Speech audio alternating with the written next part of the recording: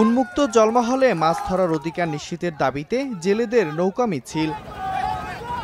কিশোরগঞ্জের অষ্টগ্রামের চর দেওঘর জলমহল। যুগ যুগ ধরে এখানে মাছ ধরে জীবিকা নির্বাহ করছেন কয়েক উপজেলার মৎস্যজীবীরা। রাজনৈতিক পট পরিবর্তনের পর জলমহলটি একটি মৎস্যজীবী সমিতির নামে ইজারা দেয় সরকার। জেলেদের একটি পক্ষ হাইকোর্টে রিট করলে স্থগিত হয় ইজারার আদেশ। পরে জলমহলটি আবারও উন্মুক্ত করতে জেলা প্রশাসনকে দেয়া হয় চিঠি। রোববার নৌকা মিছিল থেকে মৎস্যজীবীরা অভিযোগ করেন, উন্মুক্ত জলমহলে মাছ ধরতে এখনো বাধা দিচ্ছে প্রভাবশালী পক্ষ। জাল আমার খাইটা এরা মাছ নিছে গা জোর জুলুম কইরা বর্ষর হুমকি দেখাইছে। অসুর ভাই ছোট আছে তারা এই গাঙ্গারে দল করে খাবার জন্য গরিব ধরে তারা মাছ মারার জন্য জানা। আমরা জেলেরা রক্ত যাবো এক গোটা, তো আমাদের গণদি চারবো না। হাইকোর্টের নির্দেশনা বাস্তবায়নে ব্যবস্থা নেয়ার কথা জানিয়েছে জেলা প্রশাসন।